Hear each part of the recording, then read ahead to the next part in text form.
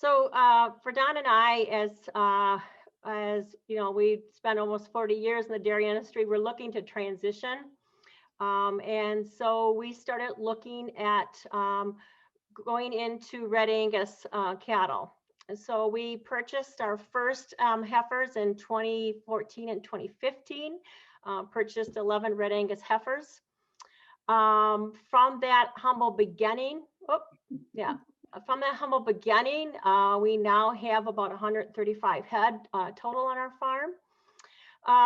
We have gone to direct marketing of our retail beef. We started out, like a lot of you, selling halves and quarters.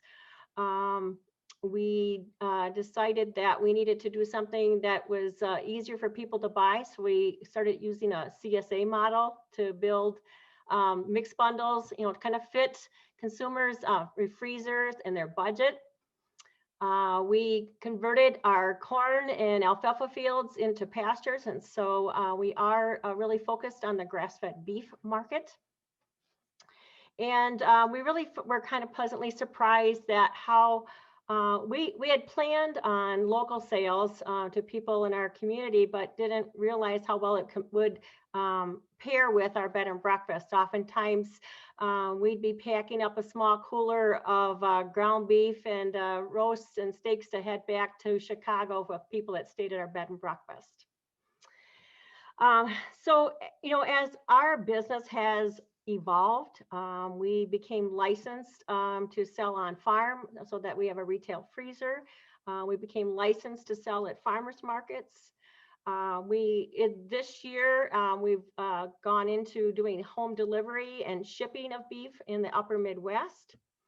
You can look up our website, valleyspringsbeef.com, if you want to just learn a little bit more about what we do and how we market. But as we were beginning with this, we kind of were looking at the Wisconsin Grass-Fed Co-op, and I kind of want to tip my hat to those folks.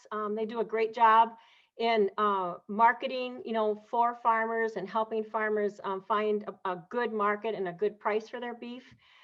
But we really found in this year that we could sell everything that we could produce. And so we've kind of switched some of our marketing direct to direct marketing completely. So, some of the reasons that I think from my perspective, that we're seeing this influx of beef coming in is that there are a lot of people like ourselves, dairy farmers who are exiting the business, that are looking to do something that's a little less labor intensive. So they're turning to raising beef, and whether that's raising Holstein steers or beef breeds.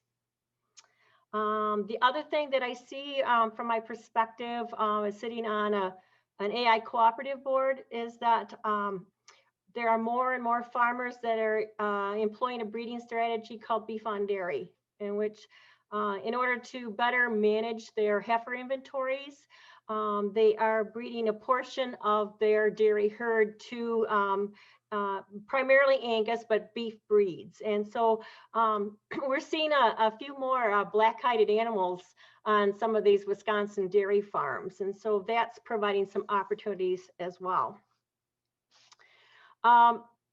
So going into 2020, you can go ahead and go to the next slide, Sarah.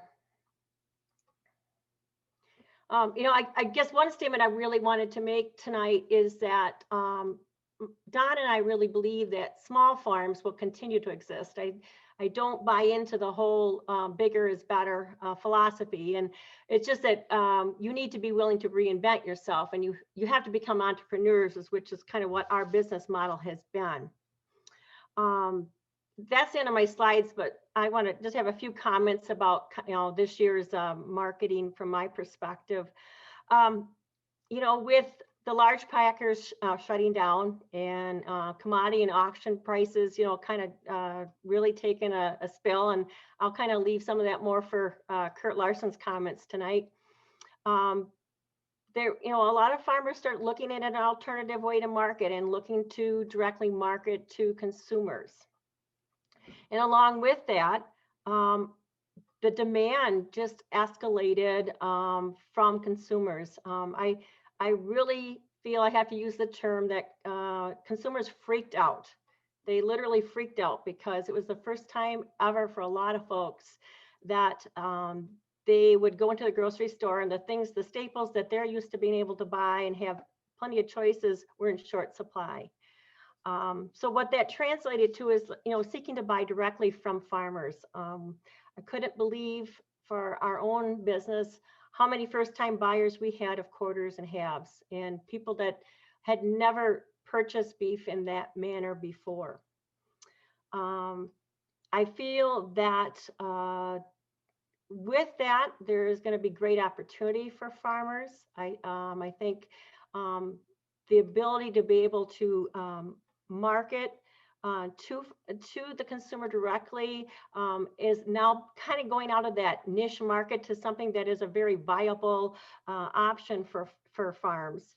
And I hope that there'll be a kind of a long-lasting impact buying direct. I think oftentimes as people have that opportunity to buy proteins, whether that's beef, pork, chicken, directly, the taste and the quality that they receive is so much better than what they can get at their local grocery store, that they're going to want to be continuing long-term customers.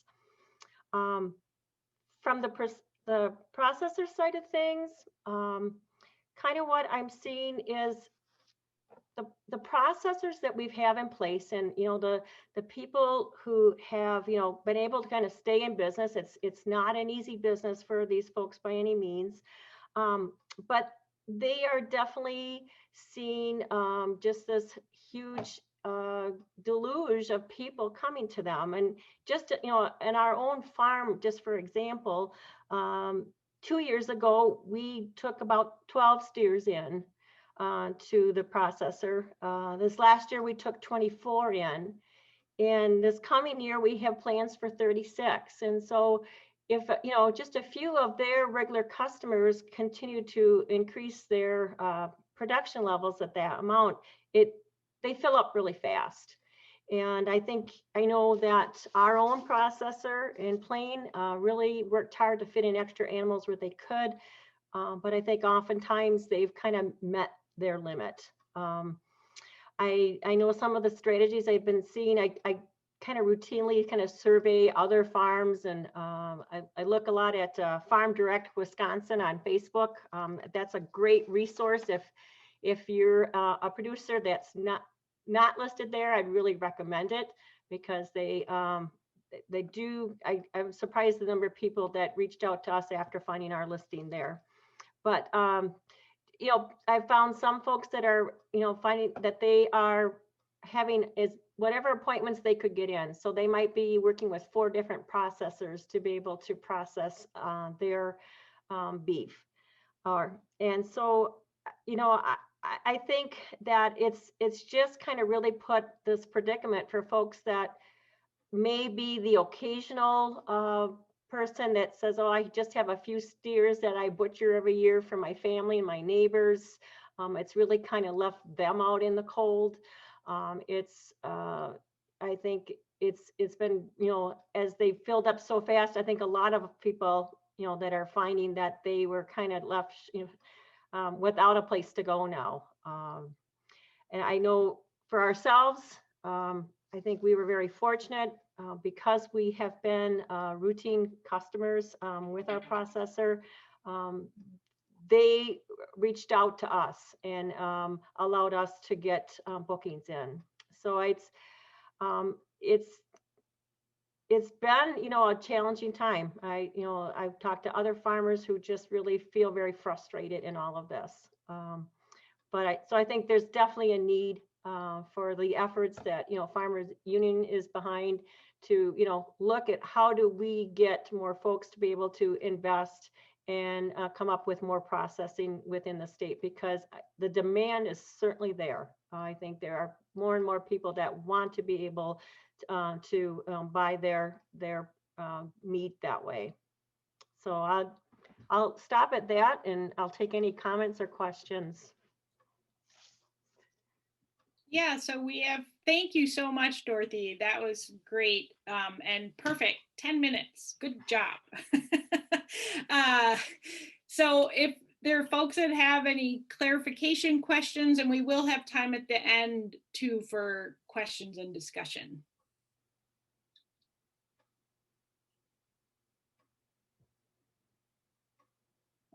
Okay. Not seeing any questions right now, but we'll have time afterwards. I'm gonna kick it over to Curt Larson now from Equity, and I'm gonna bring up his slides here. Just a second, I've gotta get my computer to do the right thing. Well, thanks, Sarah, and it's great to see such a good turnout here tonight. I'm happy to have the opportunity to address the group tonight, and hopefully most of you are aware of who Equity is and what we do, but when Sarah gets the slides pulled up, we got a couple of quick ones to go through here, and I did reuse a few of these slides from a different presentation I did, so I apologize if some of you have seen them before. But so I am Curt Larson, the president and CEO at Equity here. You can go ahead and go to the next slide. And who is Equity? Equity is a farmer producer owned cooperative. Here you see our 10 farmer board members. Equity was formed nearly 100 years ago for the sole purpose of helping producers market their livestock. And that's still what we're doing today. So the next slide shows a little bit, we continue to provide those livestock marketing services, and we do that in a number of ways. We have our auction markets and sale barns that people are pretty familiar with. We also have a few collection points and a couple buying stations just to make the services a little more convenient to some people. We'd also do some what we call private treaty marketing. So it doesn't actually come through the auction. It's negotiated between parties. Obviously, when our people are out looking at cattle, we find out who's looking for what and who has what to sell, and we can price that in between, and people know what they're going to get for something before it leaves the farm, and they don't have to come through the auction, and saves everybody a little bit of time. We also provide direct marketing services. When you think about the slaughter cattle, they can be sold on a live weight, they can be sold on contracted delivery. And we also provide grain yield opportunities through a number of programs with several different packers. And there's a few other services we just wanted to mention. We also offer order buying services at our markets. We've got a commodities division that offers risk management if people are interested in hedging or different tools of that nature. That staff's well versed on those. And we've also got a credit corporation subsidiary that helps with some ag lending for some members that are looking for that service. Next slide, please. So if we talk about the auction markets, we do have 11 markets in Wisconsin and our one over in Waukon, Iowa. A couple of important things to think about when you think about the auction. Auction proceeds are issued from a custodial account. And basically this means that when we issue the check for an auction on the day of the sale, the money is in that account to cover the check. This is an account that's audited a couple times a year by Packers and Stockyard Division of USDA to ensure that we are in compliance with that. So not much risk of a bad check on the auction side. So if you're tired of chasing bad checks or collecting, this is a good solution to that. We also have full disclosure in our livestock marketing through the auctions. So you'll see all the charges will be disclosed on the check stub. So it'll be laid out pretty well what you're paying for through the service and how much it is. And realistically, if we think about our auctions are the key price discovery tool for all cash treated livestock. So if you're not using an auction, the question might be, how do you price your livestock? Or you're looking at a market report somewhere to gauge that, or listening to the radio or the TV, and they're getting that information from our auctions and some of our competitors as well. So next slide, please. So a couple of the things to comment on. Equity typically does not own any livestock. This is probably one of the things that sets us apart from our competitors the most. The livestock sold in Equity auctions is producer livestock. It's not auction operator livestock. And then when you see bids happening in the auctions, these are arm's length bids. Equity does not buy cattle out of the auctions for the operator. We do provide the order buying service. So from time to time, you may see some of our employees bidding, but they've got orders from other producers that are not able to be there.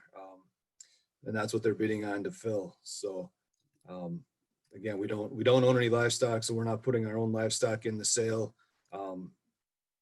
And we're not buying any livestock out of the sale. So it's all producer driven. So next slide.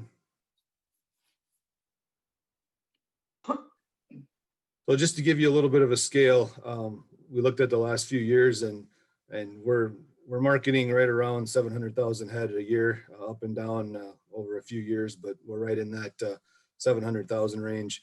The gross value on those fluctuates as well based on what those animals are and what the value is in each year. But again, roughly we're around that $450 million gross value. Pretty much serve a little over 26,000 producers each year. We issue somewhere between 175,000 and 200,000 checks. So my joke is always, I'm glad I'm not the person that has to reconcile the checkbook every month with that volume of checks. But on the next slide. So realistically, what can a marketing agency do for you? Basically, our job is to represent you and your livestock to multiple buyers. Again, our staff's in contact with several buyers every day. We know what they're looking for, what kind of price range they're looking at. We can save producers a considerable amount of time just with our contacts that we have and the information available to us every day. We understand the different packer programs, different packers, and even different plants for that effort. They have different programs, and not every animal should go to every packer or even every plant. And part of our job is to make sure the right animals are going to the right plant. The packers get what they're most desiring, and the producer gets rewarded by the best value for each animal that way. And that's really what we try to do is get each livestock matched up with the best program. Next slide. So this is my disclaimer before I make my other comments. Our current situation remains very fluid. Things continue to change pretty quickly, although they've been a little more stable here the last few weeks. But seeing some of the COVID numbers we've seen, there is some concern that things could get a little choppy again here in the near future. But we've seen businesses all have a little bit different approach to this based on what they're experiencing or have experienced. Even the states, the counties, even some cities have developed their own guidelines. And all the packers have handled the situation a little bit differently. Their different plants have been affected in a different way at a different time, and they've had to come up with different solutions to work through that. So the next slide. So what has equity had to do because of COVID-19? Our goal going into this back in March when this thing broke was, we wanted to remain open. I guess our approach at that time was as long as possible to continue providing marketing of livestock. And it got a little rough right out of the gate because the original Safe Rat Home order did not provide an essential employer status for livestock markets. So the Department of Ag was telling us we were going to have to close down, but we acted quickly. The Secretary of Ag and his staff were very instrumental to help us convince the governor and the Department of Health that we needed to stay open to help keep the flow of livestock moving and keep the plants full and keep product coming into the grocery stores. So once we got that done, then we had to address the issue of how were we going to make sure we could continue to run. So we worked on developing a key strategic position backups at all of our markets, who was willing to travel, who could be cross-trained, and what different roles. And then we had to address the issue of basic protection for our employees. So obviously we stocked up on masks and gloves and sanitizer and did some extra effort on making sure employees had time to clean up and extra hand washing and some of those things. And then we had to make some operational changes as well. So we addressed our schedules. We did have a few sales that got suspended. We did adjust some times at other sales. And then we did what we could to try to reduce our staff, just again, trying to reduce exposure. Staff that didn't need to be there. Maybe they weren't kept as long. Maybe they didn't come in as early. Non-essential tasks were eliminated for a while. So some of the things that we did to fill time weren't getting done for a while. And then we went to a no spectator policy. Again, just trying to limit admittance. And we even went to some verbal disclosure. If you've ever delivered cattle to the market, there's some questions you get asked at the dock when you're dropping them off. Typically, you'll get past a slip on your animals. You'll sign the bottom of that disclosure. In order to prevent all that passing of pencils and papers back and forth, we went to a verbal disclosure. And then the employee will ask the question and they'll just sign the bottom. So they just hang on to the pen and we're not passing things back and forth. So the other thing we've done a lot of is increased media presence. It seemed like for a while, about every other day, we were in contact with a reporter from a newspaper or radio station or something, just wanting to get an update and some guidance. And we tried to do the best we could to provide as current information as we could through that time period. Next slide. So what are we seeing now? There's a few key things when I talk to the guys that we continue to hear. Values and volumes both are returning to a more traditional level. You know, obviously back in April and May with such a restriction at the packing plants, our volumes dropped pretty drastically. Some categories of animals seen a drastic drop in value, others didn't see as much. But both at this point, the last few weeks, we've seen a pretty good return to what we would expect a traditional level. We're still continuing to see those heavier carcasses, the larger animals come through the sales. We continue to see the data on the heavier carcasses. This really indicates to us that typically when you see larger animals, it means that the producers still are not quite current on their marketing. So there's still people that are behind on getting their animals marketed. But we are seeing pretty good capacity. So hopefully we can get that caught up here in the near future. The other thing we hear a lot about is this very narrow spread between the Holstein and the beef animals, especially on the slaughter side and on the feeder side for that matter as well right now. And there's a few things driving that. Basically, a lot of it revolves around supply and demand. The supply of Holstein cattle right now, you think about fed steers or fed heifers and even some feeder steers or feeder heifers. The supply is a little tight on those right now, and there's pretty good demand for them. So that obviously pushes the price up. And then on the beef side, we've got a pretty good supply yet, and demand is remaining fairly constant. So there's not a big push on the price there. It's holding fairly steady, but the Holstein price is pushing up to meet it right now is kind of what we're seeing in our markets anyway. And then if we take a look at replacement dairy cattle, again, here we've got a situation where we culled pretty heavy in the spring. People were dumping milk price was low. And now, you know, milk price is in a better place, and we've got people looking for good quality cattle. And that's probably the driving factor, is trying to find those good quality dairy replacements for people. And feeder cattle, this is just one of those issues we deal with.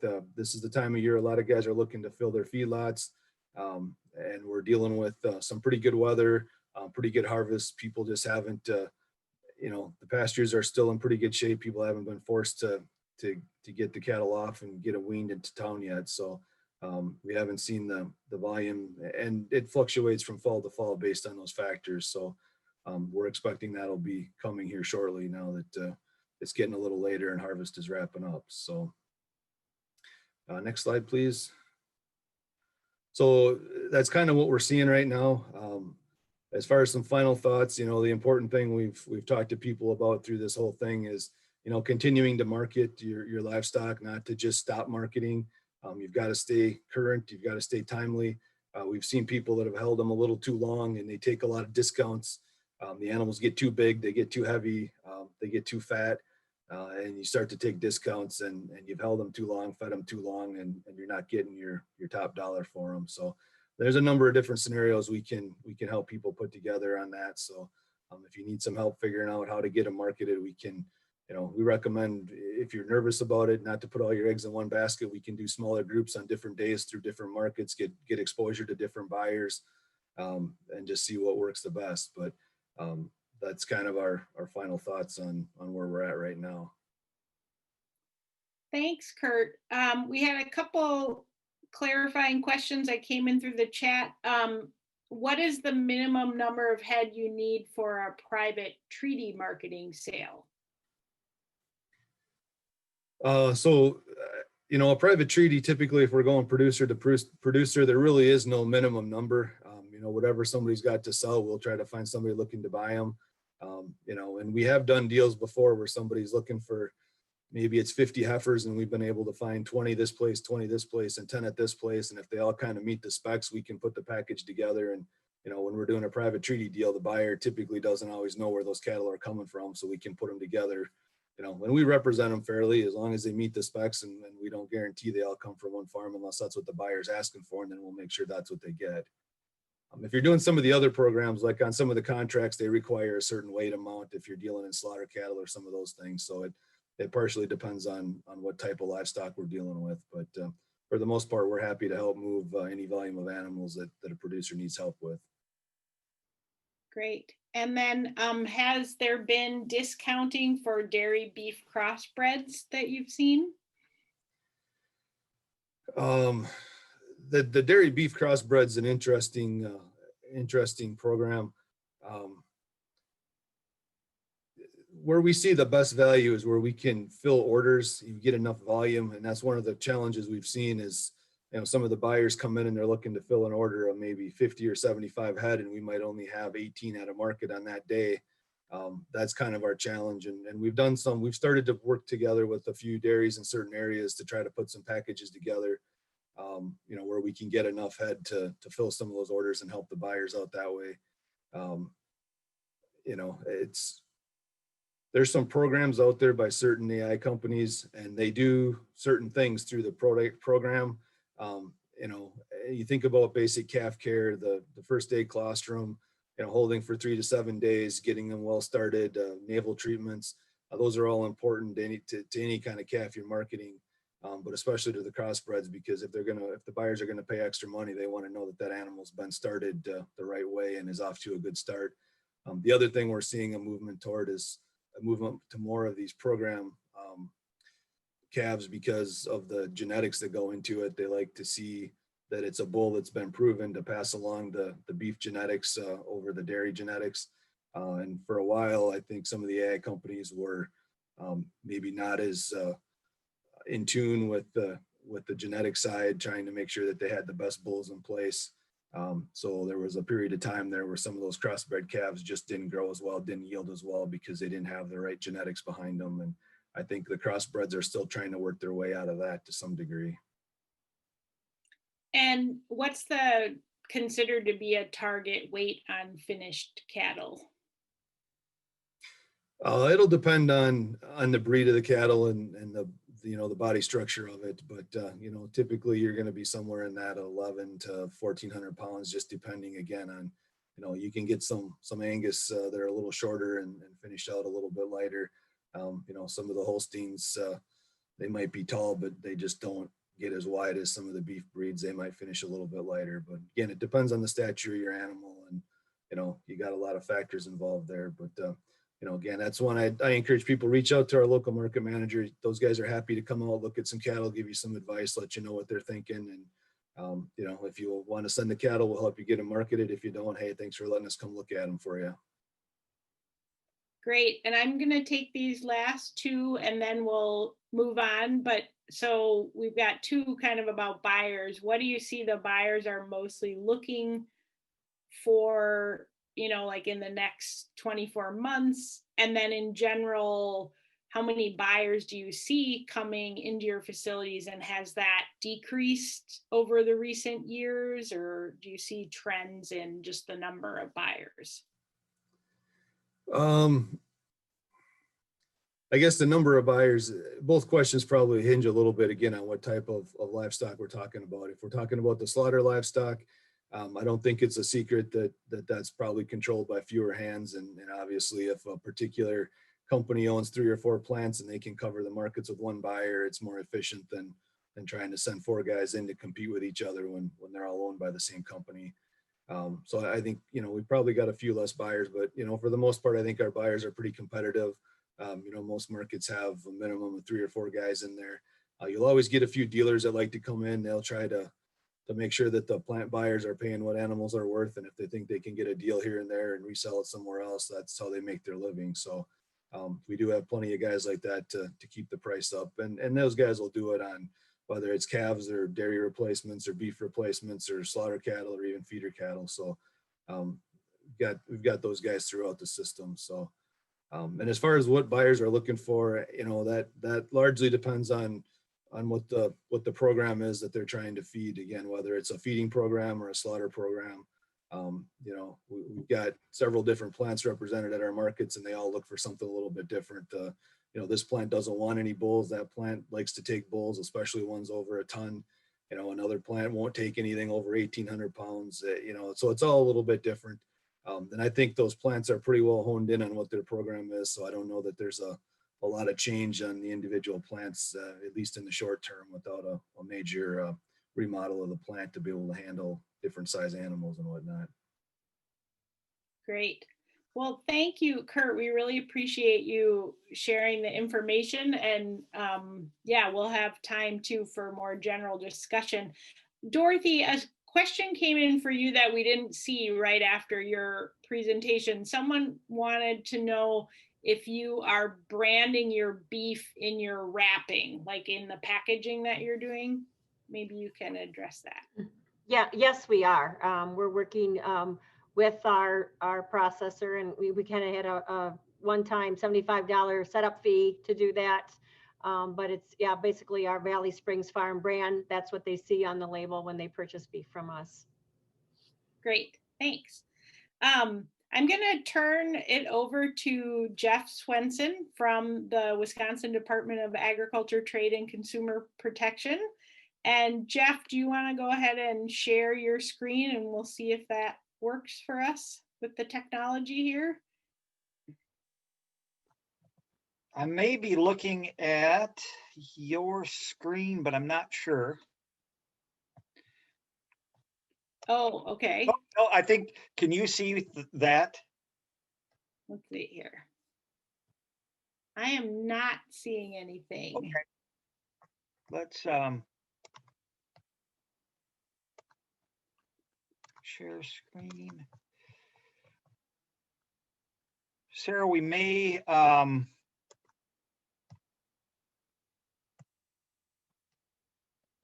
want you just to go ahead and share in the meantime. Okay. If it's not coming up, I apologize for that. No, but that's okay. Sometimes Zoom gets the best of us.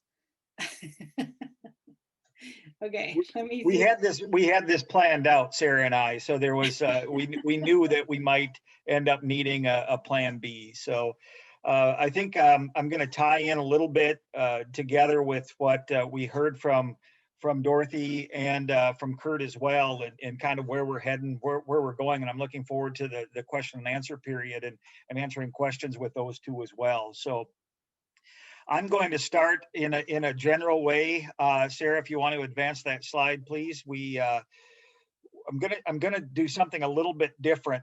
This is information that we know. So, you know, in late March, there were those of us that really started to be concerned about what happens if COVID gets into our packing plants. And then in April, it really did happen. But as Dorothy alluded to, in late March, we really started seeing some panic buying and some non-traditional meat buying. And by that, I mean, people were buying more meat than they normally would and storing it in their freezer at home. And then they had to cook that beef and pork and lamb or whatever chicken, whatever they chose to buy. And some of these new customers that are finding joy or excitement or enjoy cooking product at home ate out at restaurants 2 and 3 and 4 times a week and really didn't even know that they could cook. And keeping that fresh and helping them stay away from cooking at home fatigue is really a challenge, but there are organizations that are helping with that. And we can get into that a little bit later. So I think a lot of us know on April 6th, the Tyson facility closed. That was pork. And on April 12th, the Smithfield facility in Sioux Falls, South Dakota closed. And again, that was a pork plant. And then if you want to advance, Sarah. So now this makes a lot of sense if you bear with me for a moment. So Curt talked a little bit about the buyers that are buying at the facilities of equity and the other competitors of equity in the state. And they're usually from that larger, the big 4 packing plants. There's more than that, but we hear about the big 4 a lot in the news. But now we're going to take a step back and look at our state inspected plants across the United States. So this would be our smaller plants that are inspected by that state Department of Agriculture. In Wisconsin, they would be inspected by DATCP. And they are the ones that a lot of us use to process livestock and take the meat home and direct sell it the way that Dorothy does. So if we look at what the capacity is, we know that our packing plants on the pork side can do about 2.7 million pigs, right, a week. It's a lot of pigs. But if we look at these smaller plants across the nation, it typically ranges from a pig side about 51,000 to 64,000 head per month. And I'm going to drill down into Wisconsin numbers. That's really what I'm leading into. So the high occurs in the fall, typically on the pork side, where our state inspected plants or non-federally inspected facilities would harvest about 67,000 pigs. And since March, so since in this COVID era, or whatever you want to call it, since COVID started impacting those large plants, and more processors, or more and more producers rather, were looking for appointments to get livestock butchered, the low was 59,200.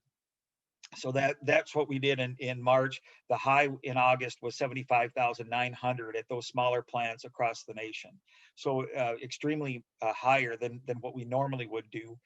Not really a large number when you think of the big picture, that those big plants or those large packing plants would do 2.7 million hogs a week. But March through September, so March 31st, or March through September, whole month of March through September, they did 68,300 more pigs than they would have during that same period in 2019. So we can call that the effect of COVID, if you will. It was growth that probably wouldn't happen. And next slide, please. So in Wisconsin, if we look at what we do in Wisconsin, it's a challenge to make those appointments and get those pigs in. We know that packing plants are booked until the first quarter of 2022, but what are they really doing as far as volume goes? So in 2019, April through September, they range 450 to 1,050 hogs per week. That's at the non-federally inspected plants, the state inspected plants in Wisconsin. April through September of this year, they did 539 to 1,300 pigs.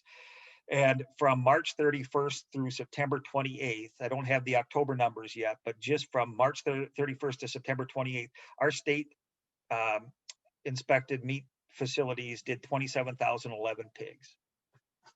And that would be 7,543 more than the same period in 2019. I don't know if this means a lot to this group. I don't know if this number is important, but when we look at the excess pigs or the increase in hogs that we are doing nationally some months at these small inspected plants, it'll be Wisconsin is doing between 11 and 20% some months of the increase. It's a little bit hard for me to explain, but if we do 5,000 more pigs nationally in a month than we did the same period in 2019, and you look at Wisconsin's increase during that same period, they might account for 1,500 or more of that 5,000 head increase. Next slide.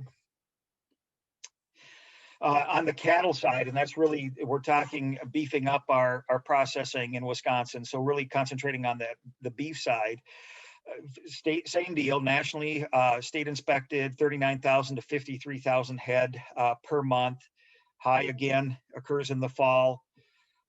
This year, the low was 47,100 in March, really before our packing plants on the beef side started to be challenged due to COVID, and the high was 57,100. And so nationally at these small plants, typically smaller plants, they've done 96,900 more cattle. Next slide, and we'll get into some Wisconsin numbers. So on a typical week in Wisconsin, our state inspected facilities would do 550 to 650 head per week. And March through September 2020, 709 to a little over 1,000 or 1,050. And so from March 31st to September 28th, our small plants in Wisconsin have processed 22,303 cattle. And that would be 5,800 more than the same period 2019. Next slide. So, really that is when we look at the difficulty, that's the egg going through the snake. That's the additional processing capacity that our plants really just kind of gritted and bared it and added slaughter days to 2 per week, got as many livestock to help farmers in through their system as they could.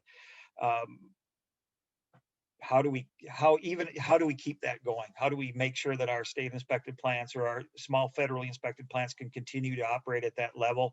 That's going to be very difficult to do. We already know that even with this increase, it's hard to get an appointment at a locker plant until 2022.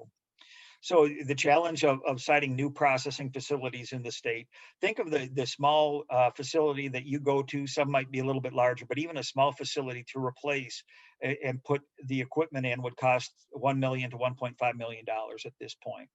And labor is an ongoing concern. So if you build it, maybe we'll get enough consumers and producers that want to use that facility or meat buyers, producers that want to get livestock slaughtered there, but where's that labor going to come from? And harvest, honestly, is just not the most profitable part of a meat business. The retail end of that is. So that's a challenge. And next slide, Sarah. And then the other limiting factors that we need to address is the increased cost of labor, having enough cooler space to harvest more cattle, and having that space to hang the coolers. That's oftentimes the biggest limiting factor. Having enough space for more employees to break down carcasses, smokehouse capacity, as customers want sausages and hams made out of the livestock that they're bringing in, and then making sure there's enough holding pens to do more livestock during their slaughter day or days. And then the variation in the livestock with numerous owners and multiple cutting instructions can be a challenge. And in fact, I'm dealing with a Wisconsin producer now that's been emailing the Department of Agriculture that they really want somebody to step in and say, my cattle were cut wrong. They weren't cattle in this case, but the meat that I wanted was cut wrong, and somebody needs to step in and punish that meat processor. It's very hard for meat processors to get the efficiency when cutting instructions on the same animal might be for 2 or 3 different people. So each side is different. Every quarter could be different. And then the next beef or hog that they're fabricating has different cutting instructions. So it's easy to make mistakes, not making excuses, but we can see how those mistakes happen. And then the input costs of casing, spices, packaging, and certainly insurance for their employees doing a high-risk job continues to go up. So those are some of the challenges that we are seeing. I think my next slide, Sarah, is just nope, we've got some assistance for meat processors. There are guaranteed loans available through USDA Rural Development at this time. The meat processor or a person that wants to build a meat processing facility would need to find a local lender, but there are rural development guaranteed loan programs that would guarantee 80% of that loan should the business not be successful. And then meat processors do qualify for that. And right now, and we can talk about this in question and answer and some of the breakouts, that right now the push from the United States Department of Agriculture is to encourage state inspected facilities to apply for federal inspection. Curt made a comment that when COVID regulations came, the state was going to shut down his business or that cooperative's business. And we often see government wanting to fix a problem without maybe fully understanding the challenge. So increasing a market area or allowing a local processor to cross state lines really doesn't fix the problem and help that processor harvest more livestock to help the small farmers and direct marketers. I think that's the last slide. And then the last thing I was going to say about Curt's comment is that Equity Livestock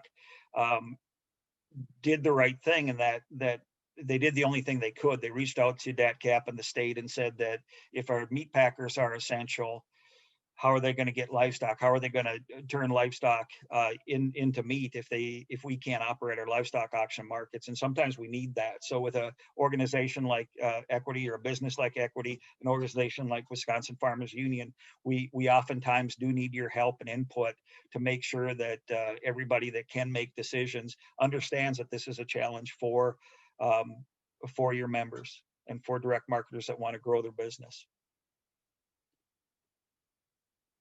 How did I do on time? I think I went. You were pretty close. You Oh, shoot. almost, Dorothy was better, but you were close. Way to go, Dorothy. Awesome.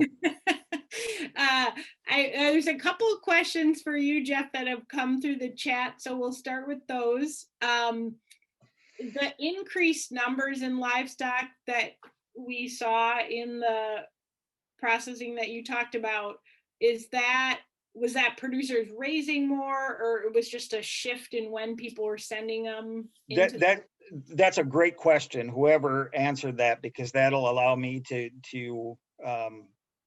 be more clear on something I wasn't clear about. So really what happened was, when the larger plants started to close, dairy farmers, direct marketers well, let's back up. Dairy farmers were contacting the Department of Agriculture, wanting to know why they couldn't get cows at the end of their productive life in to grind for hamburger, because all their customers wanted to stock their freezers with hamburgers. That's some of that increase.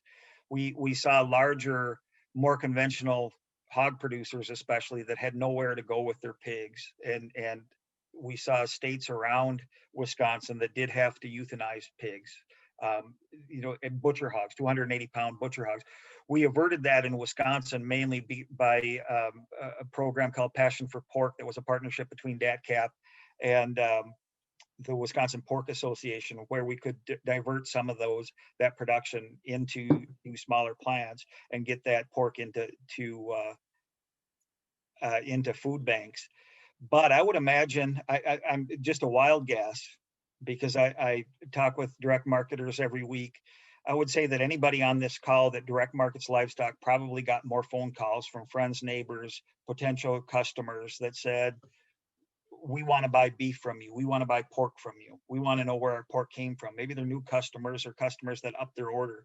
So now we went from a situation where somebody might bring in 1 or 2 steers per month to their meat processor, 1 or 2 steers every 3 months, that now they've got the cattle. They want to get that livestock into their meat processor and direct market that meat. That was the demand that was up there, because the demand on the consumer side was, I want to do business with my local farmer. I want to buy meat differently. And that was one of the other point that I was going to make, is that when I talk about buying habits changing, and some people, we don't know how long it'll last, but there's some people that are really enjoying working from home and finding new recipes for them to utilize or to use on beef that you're selling them is really important, so they don't get fatigued at that. But we think that this buying more beef at a time, or going to a local meat market, or using smaller brands, might be a trend that sticks around for a while, which is going to further cause a bottleneck at our small plants that slaughter in the state. And do you know, Jeff, of active efforts to open new lockers, new plants? There are efforts right now. There are some companies or small investor groups that have contacted the department and are working with WEDC to find sites that would be favorable to open a meat processing plant. For this group, I think that either cooperative groups or groups are going to get together to build locker plants, or we need to work with our existing locker plants for them to expand. I think that may be more likely to happen than new plants being popped up. Just they can be challenging to site depending on the community, and they can be very costly to build. And then there's always the labor force issue. And we've had a couple questions about like what standards and licensing. So Jim Goodman, are the Wisconsin plant standards more stringent than USDA's, and then what licenses, so besides a frozen food warehouse license and a meat distributor license, what other licenses do you, oh, that was about direct marketing, sorry. So can you speak to if Wisconsin plant standards, how do they compare to the USDA standards?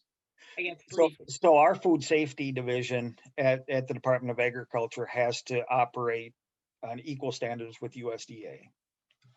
So they would be equal to USDA standards. So I don't know. Curt was honest about the number of the number of buyers maybe decreasing.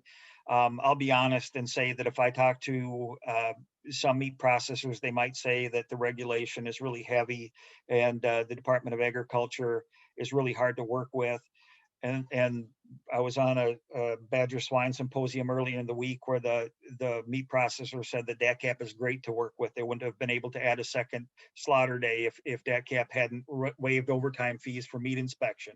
That's part of the reason that we were able to increase.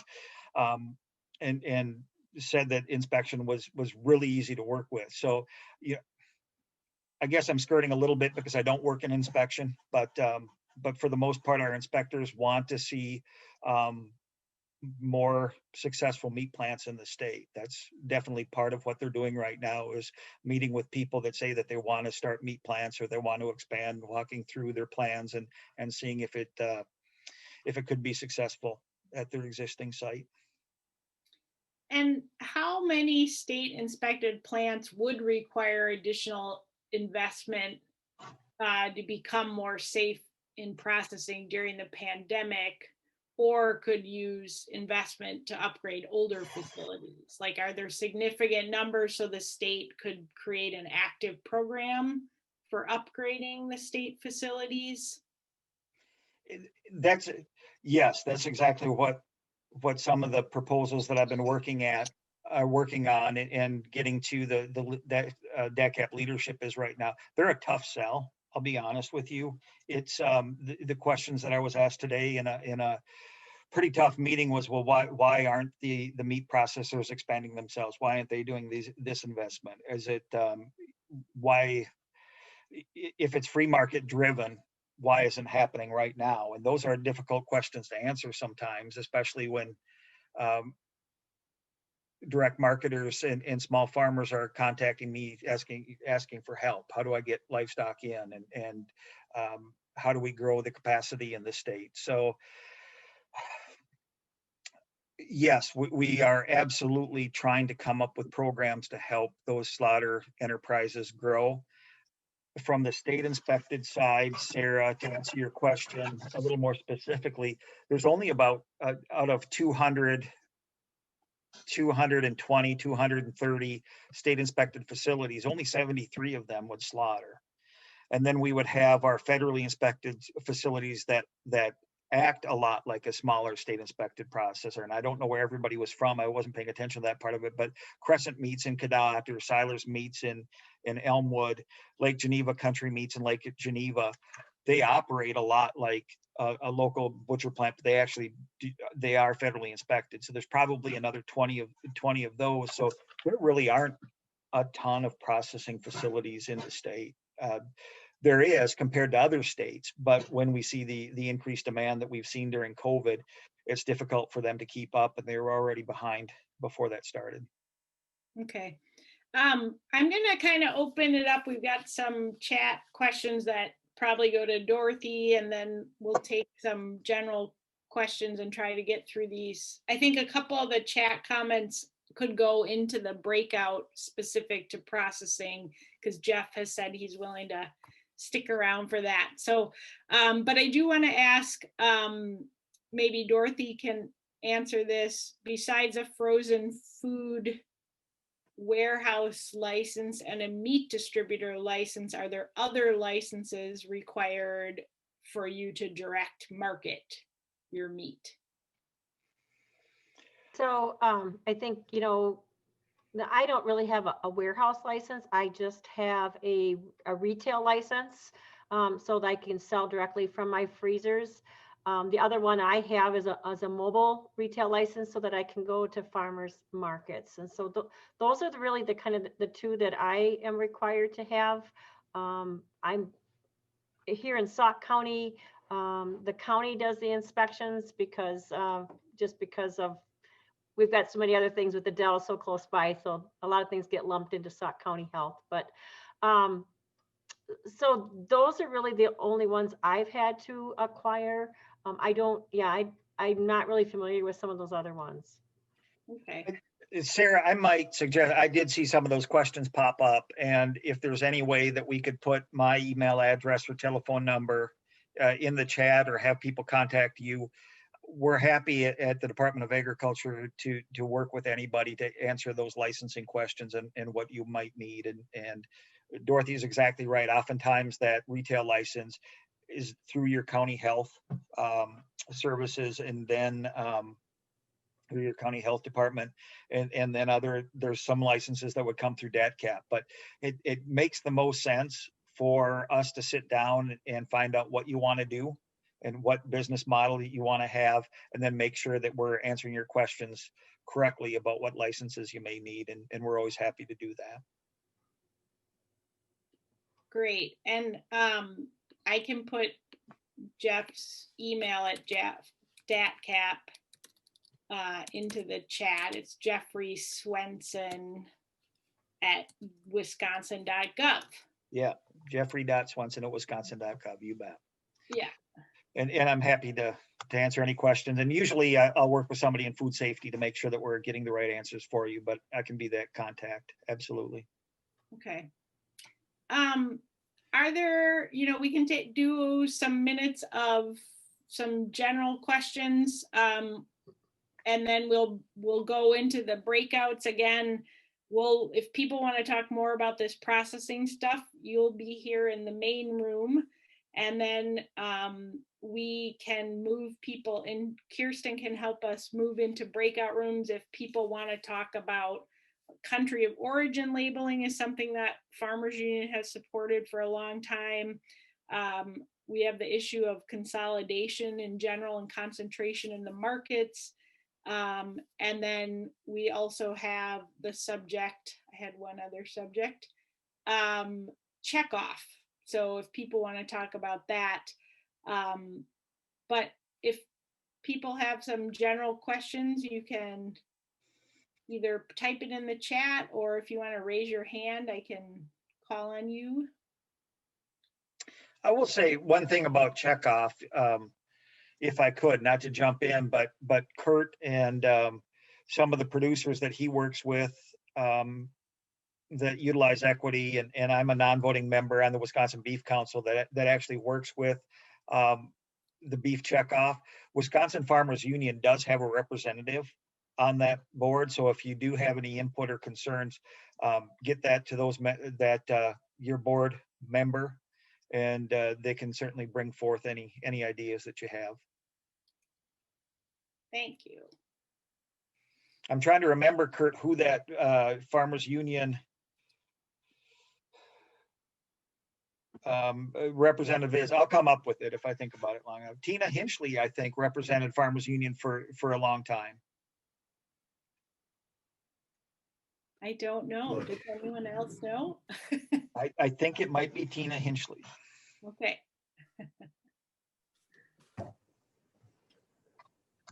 I've put the, shout out to Tina in Cambridge we got in the chat. I put the link again for the Wisconsin Farmers Union policy book. Someone thought it could be Les Danielson from Cadott. Not sure. He's on the equity board. Know that. Kirsten, do you want to help us figure out if folks want to go into some smaller conversations about country of origin and labeling, a separate room about monopoly power, and then separate about beef checkoff? This is just like, we wanted to use this time when we gathered to have members, and if people are not members but want to listen to the conversation about what are there things in the Wisconsin Farmers Union policy that we might want to edit or add to or highlight new issues? And then that can go into the larger policy conversation that works through our process over the next couple months. And we'll leave the main room to continue to talk about the meat processing bottlenecks. Yeah, so I'm gonna open the rooms now, and you should be able to select which one you'd like to join. Again, if you want to stay in the meat processing room, do not select one of the rooms. So I'll open that now. Okay. And we'll give people about 10 minutes to talk, and if somebody can at least take some notes if there are some specific things that come out of the conversation, and get those back to Kirsten or me or Danielle and Vic, who's on here too.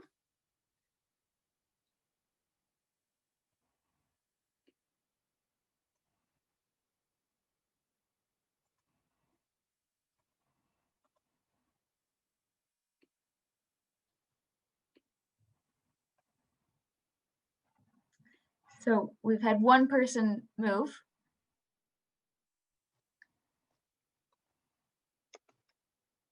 Again, if anybody's having problems choosing the room that they want, you can just type it in the chat, and I can physically assign you into a room that you'd like if you aren't finding the right button.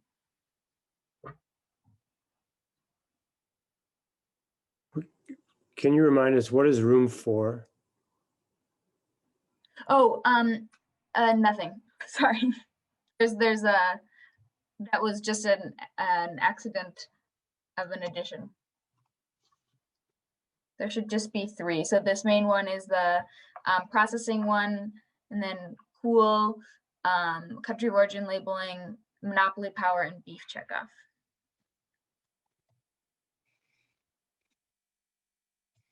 Okay, seems like everybody's.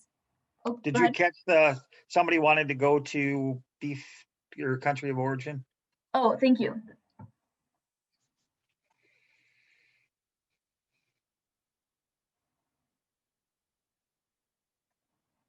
Okay, I'll start adding people to the rooms that they'd like, but I'll turn it over to folks who want to talk about processing in this area. Yeah, and I'll just jump in here. I'm Danielle Envik. I'm the communications director with Wisconsin Farmers Union, and happy to help facilitate things here. Jeff, I don't know if there were any just quick follow-up things that you wanted to go into, or if we could just maybe open the floor for folks to bring up any questions or angles that they would like to chat about. I think I'm good. I'm seeing that Curt's here, and I think as we talk about, I keep thinking about equity livestock being around for 100 years. And that really started with a cooperative idea. Equity really wanted to represent farmers, and they're still doing that 100 years from now. And maybe that's the kind of thinking that we need to come at with this meat processing bottleneck issue, because I understand it's frustrating and it is a challenge. Are we supposed to just break in here to talk, or we've got a hand raise? I think as long as we're not jumping over each other, we'll be okay. Okay, I guess I would like to put in a plug here for equity, because over the 35 years, 37 years that we spent in the business, equity was our best marketing option. It was the easiest. Dave Johnston was probably our best risk management guy in helping us market potloads of these Holstein feeders. The problem that we ran into was our labor cost is just too high. And when I think about marketing 40 head of feeders or 40 finished steers, I mean, you're looking at having to make $800 a piece, or you got to have a significant labor source from off farm to make the farm work. And that's why we pulled the plug and have opted out. Anyway, I guess that's kind of where that is. Now, you're talking about 1 to 1.5 million for an updated, brand new, state-of-the-art meat packing facility. How many head per day can go through a facility that's going to cost 1.5 million? That would be a small meat processor that would probably harvest 1, 2, or 3 days a week, and be looking at a maximum of 40 to 50 head on their slaughter days. You want to get bigger than that, the cost goes up exponentially. If I may, I have just sort of been following along, but I think Montana has a mobile processor unit that was sort of a cooperative effort within Montana, but also a cooperative effort within all the Farmers Union Enterprise state organizations. And I'm wondering if anybody here can sort of speak to how that worked or how we might do some more things like that, maybe available here in Wisconsin, for example. Jeff, do you want to? Oh, actually, I see Julie Bomar, our executive. I was going to call on Lauren because she just had a conversation just recently with Walt, who was the spearhead for that project in Montana. Yeah, I was fumbling for my video button. Hey, everyone. Yeah, I just had a good conversation with Walt Schweitzer, who's the president over in Montana. And the mobile processing unit is not up and running yet. It's just in the process of kind of being purchased and set up. But they were able to purchase that with some money from the FUE program, a grant, some money from Montana through the CARES Act, a grant program that they put together, and then some money from their state farmers union coffers. And they're looking at kind of all the details of getting that up and running, but I do believe it will be housed in Montana. And I think if that's something that folks are interested in pursuing in our state, you should definitely be chatting here and also letting our staff know, because we're working, as you know, on this series throughout the winter of different solutions that might be available to our producers and processing community. So it's definitely something that we're looking into, and we'd love your help. The individuals and groups have approached DATCP, or Department of Agriculture, Trade and Consumer Protection, generally referred to as DATCP. Groups have approached, and none have really followed through and got off the ground as far as a mobile slaughtering unit. And in working together with Farmers Union or other organizations, some of the challenges that we would want to address in that would be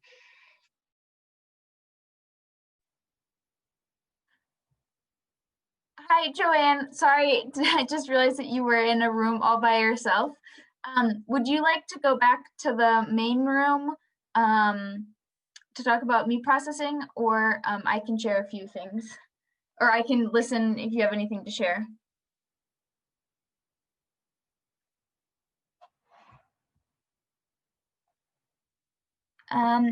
If you can move your mouse and click the mute button, then I can hear you. There you go. Perfect. I'd either like to be in the monopoly, the consolidation of businesses would be my first preference. Okay. If it's okay, I'm gonna, oh, I think I can do it this way. So monopoly, you said? Yeah. Okay, I'm gonna move you there. Perfect. Okay.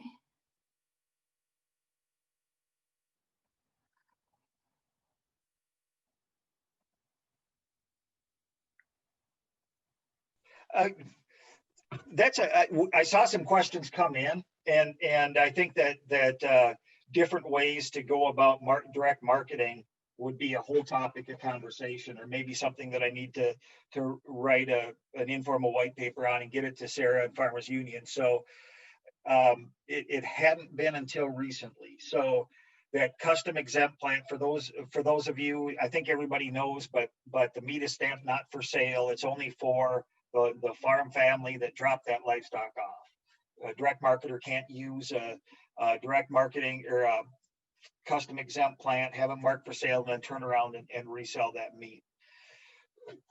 In order to help alleviate some of the bottleneck, DATCP is changed the way that they regulate that. So if you are no longer the livestock owner, you would have to sell that hog or cattle or lamb in a live form. You couldn't sell it by carcass weight. You'd have to make that transition with your customer on a live weight basis. You could drop the livestock off at the direct marketer, and then the only other caveat is that the new owner has to pick it up. So your customer, your cousin, whatever, now they're the owner. They own that. They purchased that pig or beef animal from you. Now they own it. You drop it off. They pick up the meat. It's stamped not for sale. They take it home and use it for their own use. They can't resell it. But that is absolutely positively okay. And that is kind of a change over the past year or so on how that's regulated.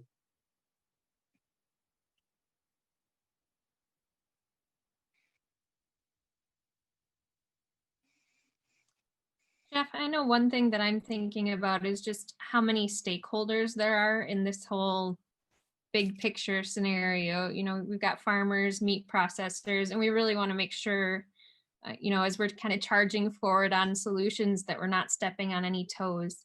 Do you have any thoughts on just how we as Farmers Union and as farmers in general can be working closely with meat processors and with DATCP? Like, what solutions are coming to mind for you that we could be helpful as farmers? I think that one of the challenges, Danielle, is that you know, we're talking about expanding meat processors. We're talking about working with them, whether it's grant programs to help them expand, or making sure that they are going to be successful business people and stay around as they expand their business and now have debt to service more than they had in the past. I think that, but this really is an effort to help the smaller farmers in the state, larger too, but it's really to help farmers. So you're the ones that really need to help drive that message. I'm not allowed to tell anybody on this call to call your legislature or anything like that, but Farmers Union is an organization that is involved in that type of thing. I can leave it there, but you're the ones that really need to talk to your meat processors, find out the things that they need, and to be successful and to grow. But the producers, the farmers, are really the ones that are going to have to drive that message right now. And I'll be very, very careful, because if I don't say this correctly, I can make people upset. So our meat processors right now are busy. They have a lot of business. Sitting down and penciling out whether or not they can expand, or if they want to expand, it is not necessarily on their front burner right now. They're just trying to keep up. They've added slaughter days in a lot of cases. They're trying to manage more customers, get meat cut correctly, make sure that the meat is being picked up and their bills are getting paid, or they're collecting the money for that process. So they're really swamped right now. So some assistance is needed from that farmer side, the ones that really need to see this happen or really want to see expansion in that industry, to be the ones to reach out and say, for my farm to be successful, this is what I need. I do see, Danielle, I'm going to try to, I don't want to confuse anybody. So there's two rule changes or ways that DATCP regulates now. One of them is the idea of that direct marketing, or the direct marketing utilizing a custom exempt plant. So, you know, in reality, I think technically so your customer needs to own that live animal or half of that live animal with somebody else when it gets dropped off, and they need to pay the processing bill when they pick up that meat. You can't pick up the meat and deliver to them. And then I think the other, there was another, okay, so the other change was that on-farm processing was always a no-no. Don't let anybody stop by and buy a lamb from you and process it themselves on the farm. You can do that. You can absolutely do that. So if somebody comes and wants to harvest an animal on your farm, you can let them do that, but you cannot be involved.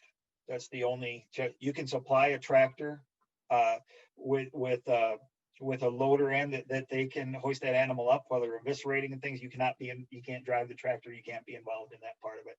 On-farm processing, good or bad, it is getting to be popular right now, and that's COVID. When farmers didn't have a place to go with pigs, especially, neighbors would buy a pig and bring it home and harvest it themselves. What would it take for a farm to set up a custom exempt processor facility to be able to do that sort of thing? Well, that might be when we start talking about 1 million to 1.5 million for a small plant, that could be cheaper if you have existing buildings. The best way for you to, your name just says Red Door. I want to call you by your name, so I can call you Red. But get a hold of us at the Department of Agriculture, and a meat inspector, or more likely the supervisor, can stop by and look at your pole shed or whatever you have. Look at what you would like to do with it and let you know what's possible, what isn't, what improvements would need to be made. And yeah, you could do that. It's who should be contacted for that? Just get in touch with me. Anybody in food safety, or oftentimes the best way to handle situations like that is that it can start with me or food safety, and then we'll work together. Food safety will make sure they're walking you through that business and what you want to do and the regulations involved with that. And then from a business planning standpoint, I would help you with that to find out. I think the other kind of answers your question too was something about grants for small processors. Grants are not easy to come by these days on the state level. They're not, but we do have buy local, buy Wisconsin grants that meat processors have applied for.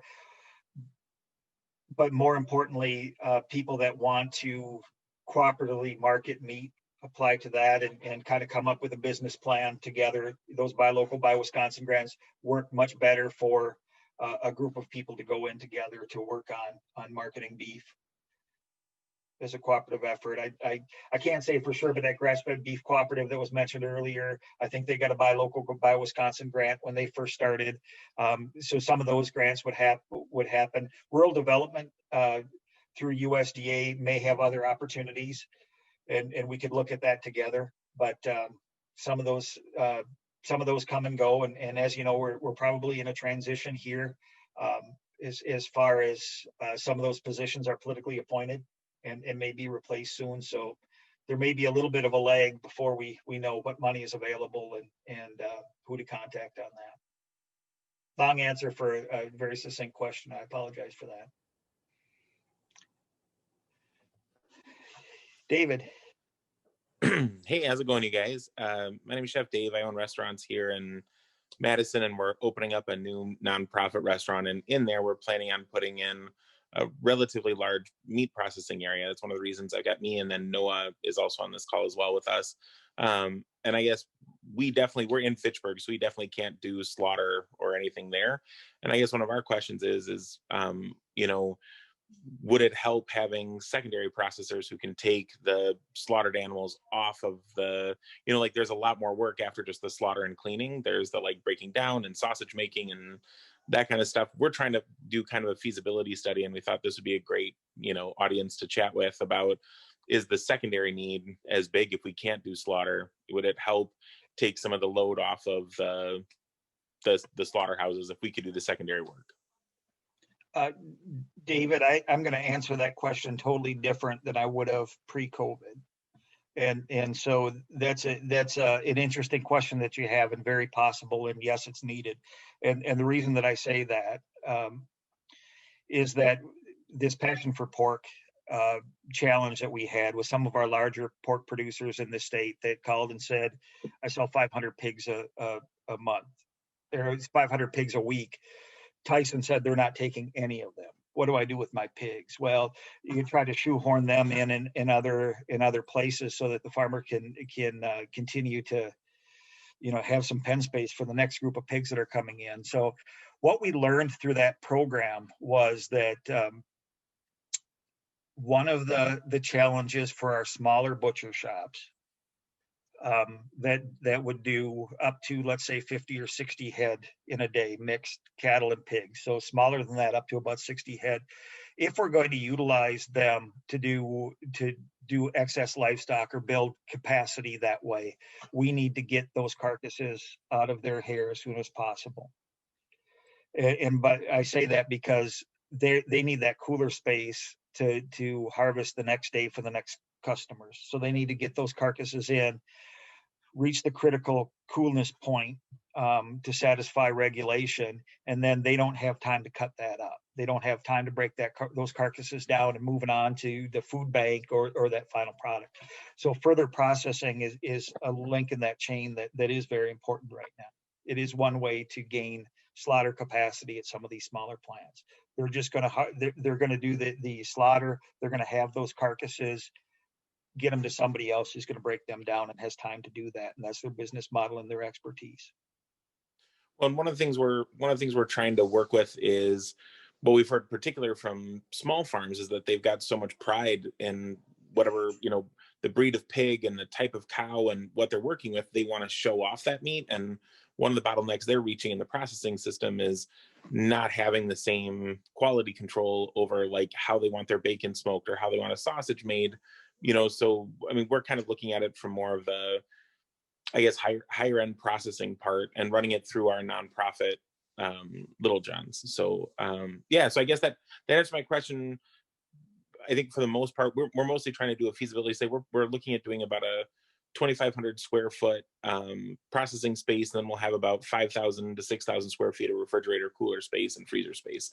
So we'll have quite a bit of refrigerated area to help process and whatnot. We'll have smokers and bandsaws and all sorts of stuff. So thank you. David, April had just made a comment or asked a question that if she were to have a mobile slaughter unit, could the carcasses be dropped off at your location and be broken down? And from a technical standpoint or regulatory standpoint, absolutely. April that asked that question, that would be a definite possibility and could work very well. I think that'd be great. I think this is really. I'm gonna make one more comment, and I'm gonna kind of loop Curt into this because I know that he's gonna understand this comment. So variety is the spice of life. Variety is great, and different breeds of pigs and different breed of bearded cattle is all right until you're a meat processor or a livestock marketer. That variety can be a challenge sometimes. So if somebody has, and just throwing Tamworth pigs or Berkshire pigs or more of a bacon breed of pig rather than leaner, it can be a challenge to that meat processor because it slows them down, or they have to treat that carcass differently. I'm not saying that they wouldn't do that, but a lot of them will, but it does slow down on the efficiency sometimes. So there's customers that want that, but efficiency is good in a meat plant. That's why the big guys got big. They figured out that efficiency, and that's why they can do it at the cost that they can, even though they have so many employees and things like that. So that variety, if you're going to brand that, I think that an opportunity like David is talking about, where he's going to take that and add the special time and care and continue with that breed of pig or that breed of cattle, and make that known to your customers. I think that's great. I think that's a good idea. Well, I think that depending on what plant you're going to, a small processing plant that's doing maybe 20 a day, different breed doesn't make a bit of difference to them because that's what they deal with, from Holsteins to Angus to everything else. We direct marketed for 20 years and it was never a problem. But again, we were small, and so that may be the difference. Yep, you were small, they were small, absolutely.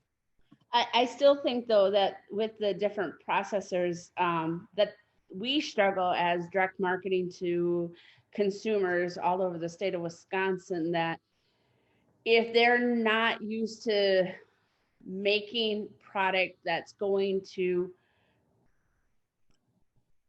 consumers that are buying from you multiple times, we see such an inconsistency in the different processors. And so it's very hard, especially in this last year when you can't get into your regular processor on a regular basis. We've had to go to multiple sites to get that consistency in product and consistency in cuts and consistency in wrapping. That's been a huge challenge for us this year.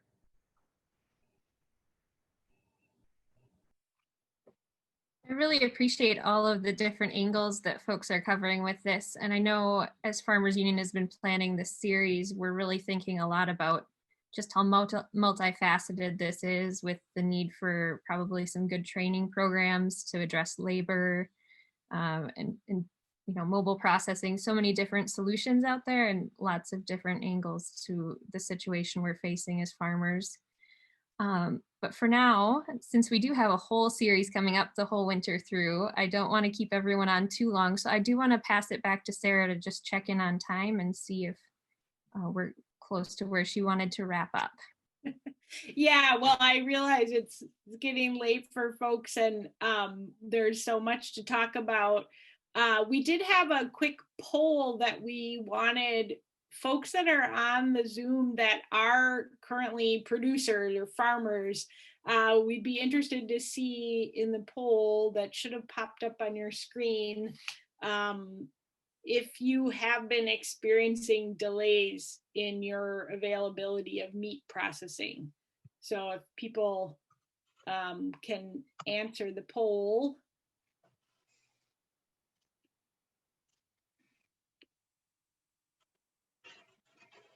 I don't know if everybody saw that.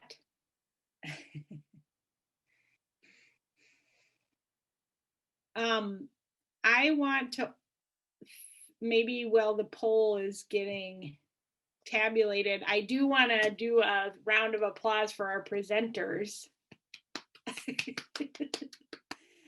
Because I really appreciate them being willing to come on board here tonight. And we know with Farmers Union that there's a lot of detail in all these issues. And so we hope that this evening's conversation has stimulated people to think about, you know, if there's policies that the Farmers Union policy doesn't currently cover that we need to talk about as a group, that, you know, you're at the membership level, at your county level is where you can bring these things forward, and then it'll go to the state resolutions, and then it will go on to the full convention. So just get involved and sign up for the next meetings. The next one is December 10th, so we can dig deeper into some of these issues with farmer and processor perspectives. And the Columbia County folks, we're going to hang out and do our annual meeting. We had some business items to do. Oh, here comes the poll. So 61% of the people that responded have seen some significant impacts and delays in their meat processing. Jeff, does that square with what you hear about? I would say, Sarah, that it does. I wouldn't have been surprised if that yes significantly was even a little higher.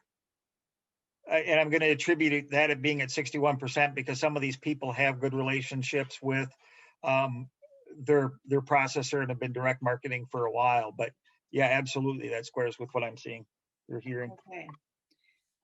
So all the more reason to get involved and with Farmers Union and with, you know, engaging with our state and federal policies that can help alleviate this problem. Were there other county groups that wanted to stay on and do any business? We could set up a breakout room for them. Maybe, I don't know if Sauk or Chippewa was going to do anything. Danielle is shaking her head, sort of. Had our annual meeting last night, so I probably. Oh. Okay. And ours is for the 28th of November, so. Oh, okay. All right. Okay. Well, then I will ask the Columbia County friends to hang out and not leave. Anyone is welcome to hang out with the Columbia County folks a little bit longer, but we're just doing some business, talking about our officers. So I think I'll say goodbye to everyone else. Thank you so much, you guys.